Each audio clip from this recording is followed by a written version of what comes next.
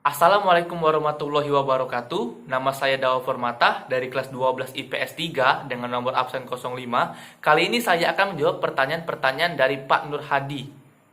Baiklah, inilah dia pertanyaan 1 sampai dengan 5. Nah, untuk jawaban nomor 1 yaitu PKI adalah organisasi yang sudah ada sebelum masa kemerdekaan Indonesia.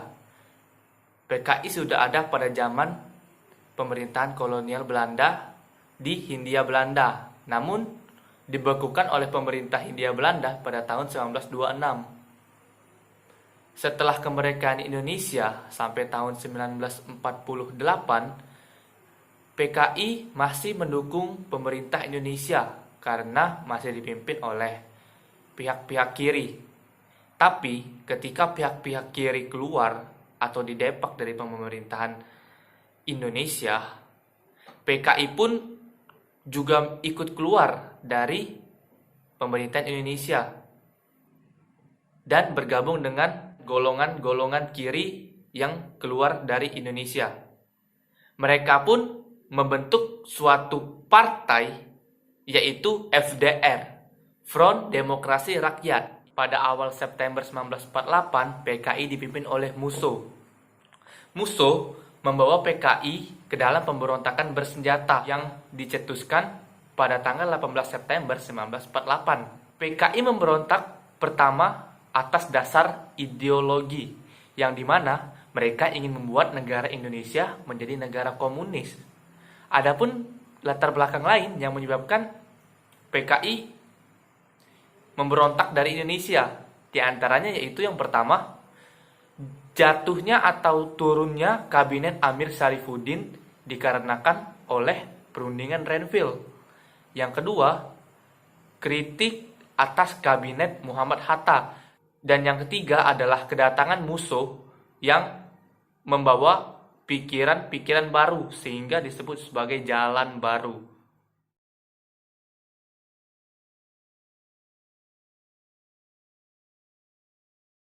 Jawaban untuk nomor 2 adalah seperti yang kita tahu, Amir Syarifuddin adalah tokoh anti-imperialis, tapi dia sangat dekat dengan tokoh-tokoh komunis di luar negeri.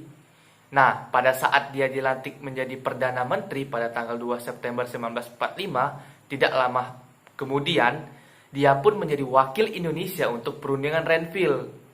Di perundingan Renville tersebut, Indonesia menerima perundingan Renville tersebut, sehingga menurut banyak orang, perundingan Renville tersebut banyak membuat Indonesia berada dalam masalah, atau dalam kata lain merugikan Indonesia.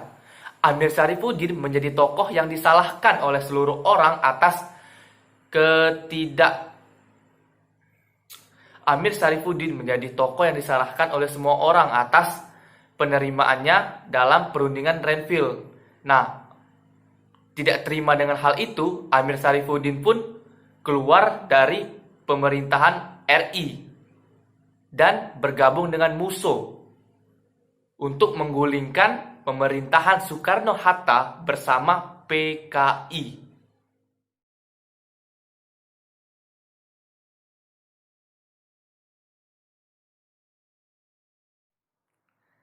Nah, untuk pertanyaan nomor 3, jawabannya adalah melalui demokrasi terpimpin membuat kiprah PKI semakin bersinar.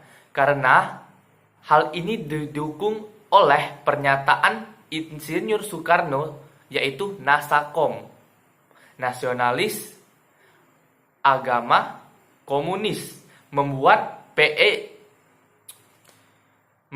PKI secara tidak langsung menjadi suatu organisasi yang sah.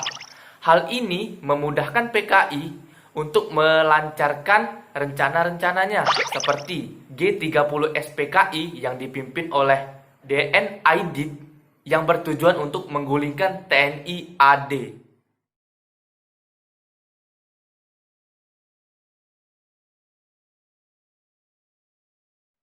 Oke, untuk pertanyaan selanjutnya, jawabannya adalah pada saat perundingan Renville terjadi, kondisi amunisi dari Tentara Nasional Indonesia sangat sedikit. Sehingga apabila pemerintah Indonesia menolak perundingan Renville, maka kemungkinan akan terjadi perang sangat besar karena Belanda mungkin tidak terima dengan keputusan Indonesia dan tidak adanya jaminan dari PBB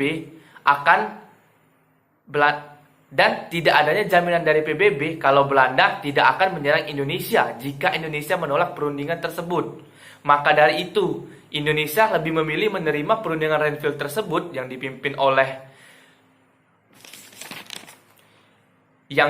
oleh Amir Syarifuddin, sehingga membuat Indonesia aman dan tidak terjadi perang.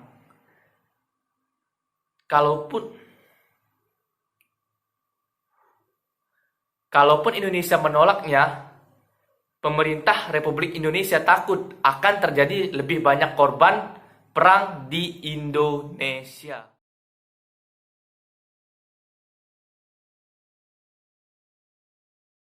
Untuk pemberontakan DI atau TII di berbagai tempat itu memiliki sebab atau alasan yang berbeda-beda. Contohnya seperti Aceh. Aceh melakukan pemberontakan karena diturunkannya wilayah Aceh dari kesultanan atau provinsi menjadi keresidenan di bawah Sumatera Utara.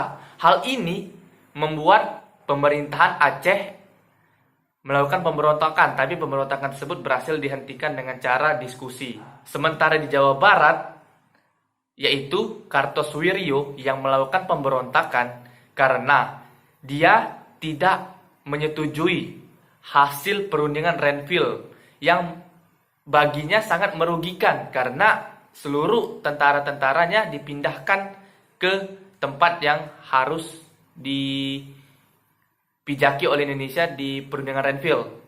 Nah, pemberontakan itu berhasil dihentikan dengan operasi militer. Di Jawa Tengah sendiri disebabkan oleh kekecewaan oleh Amir Fattah. Alasan Amir Fattah sama dengan Kartosuwiryo, yaitu kecewa dengan hasil perundingan Renville, sehingga dia melakukan pemberontakan dan berhasil dihentikan oleh operasi militer. Di Kalimantan sendiri, pemberontakannya dipimpin oleh Ibnu Hajar. Kenapa? Karena pasukan-pasukan dari Ibnu Hajar tidak semuanya diterima di Apris, sehingga dia tidak terima dengan keputusan tersebut dan lebih memilih melakukan pemberontakan dengan bergabung dengan Kartosuwiryo.